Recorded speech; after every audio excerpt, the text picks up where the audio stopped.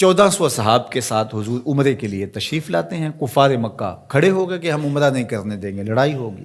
حضرت عثمان غنی رضی اللہ تعالیٰ عنہ کو بھیجا کہ ہم عمرہ کر کے واپس چلے جائیں گے، کوئی لڑائی کا ارادہ نہیں ہے. انہوں نے کہا یہ نہیں ہوگا. عثمان آپ آئے ہو تو طواف بیت اللہ کرنا چاہو تو کر سکتے ہو. کہا نہیں، یہ تو نہیں ہو سکتا کہ حضور کے بغیر میں طواف کروں. خیر صلح حدیبیہ کا موقع آیا تو عروہ بن مسعود کی قیادت میں قریش مکہ نے مذاکرات کیے حضور علیہ السلام سے، تو ایک صلح نامہ طے پا گیا.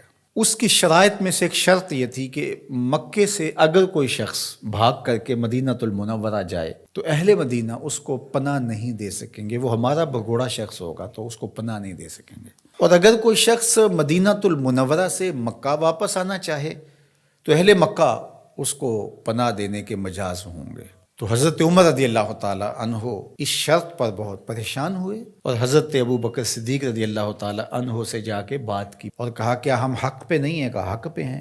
حضور اللہ کے سچے رسول نہیں ہیں؟ کہا حضور اللہ کے سچے رسول ہیں. تو کہا 1400 کی تعداد معقول ہے، پھر ہم دب کے صلح کیوں کریں؟ صلح کی شرائط برابر کی ہونی چاہیے. اگر کوئی ان کا بھاگ کر کے آ جائے ادھر سے تو وہ ہم پناہ دے سکیں، اور اگر ہمارا جائے تو وہ پناہ دے سکیں، یا پھر وہ بھی نہ دے ہم بھی نہ دیں.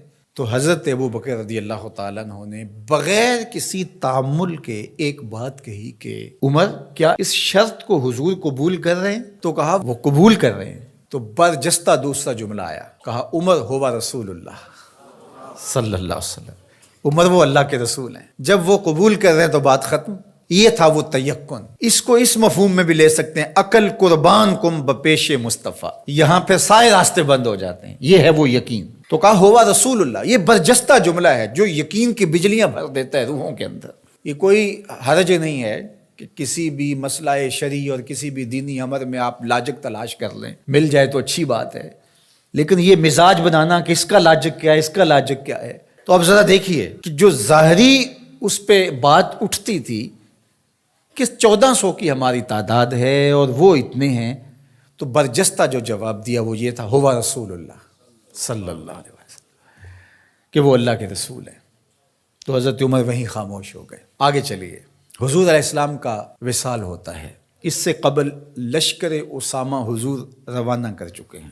17-18 سال عمر تھی تو ان کی قیادت کے اندر حضور نے ایک لشکر تیار کیا. تو یہ لشکر ابھی جرف کے مقام پہ پہنچا تھا کہ حضور کا وصال ہو گیا. خبر پہنچ گئی تو اب حضرت اسامہ کیسے بڑھ سکتے تھے، واپس آ گئے. تو تدفین کے بعد حضرت سیدنا ابو بکر صدیق رضی اللہ تعالی عنہ جو کہ خلیفہ بنا دیے گئے تھے، انہوں نے جو حکم جاری کیا وہ یہ تھا کہ اسامہ بن زید اپنے ہدف پہ دوبارہ روانہ ہوں. تو صحابہ نے کہا کہ بڑے بڑے جنگی ماہرین اس لشکر کے ساتھ ہیں، تو پیچھے سے اگر حملہ ہو گیا تو یہ نقصان کا سبب اور ذریعہ بن سکتا ہے. لہٰذا حکمت یہ ہے کہ اس لشکر کو ابھی کچھ دیر کے لیے روک لیا جائے. تو میں نے یقین کی بات سیدنا صدیق اکبر کے حوالے سے آپ کے سامنے رکھنا شروع کی ہے. تو سنیے کیا جواب آتا ہے. انہوں نے جواب میں کہا واللہ اگر مجھے یقین ہو کہ جانور درندے جنگلوں سے آ کے میرے بدن کی بوٹیاں بھی نوچ لیں تب بھی لشکر اسامہ کو بھیجوں گا، اس لیے کہ اس کو روانہ اللہ کے رسول فرما چکے ہیں. پھر اس کا نتیجہ کیا ہوا؟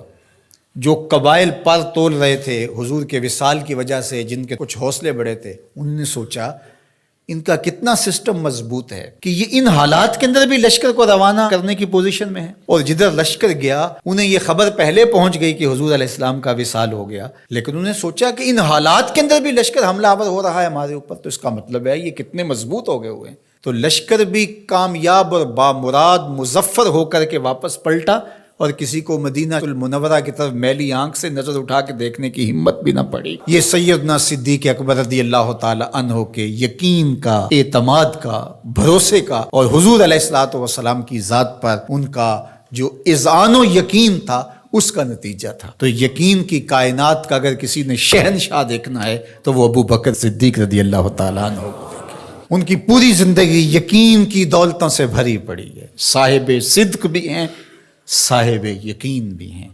یقین کی جس عظمت پر وہ فائز المرام ہیں، تو ان کی گرد راہ بھی اگر نصیب ہو جائے تو یقین کی دولت نصیب ہوتی ہے.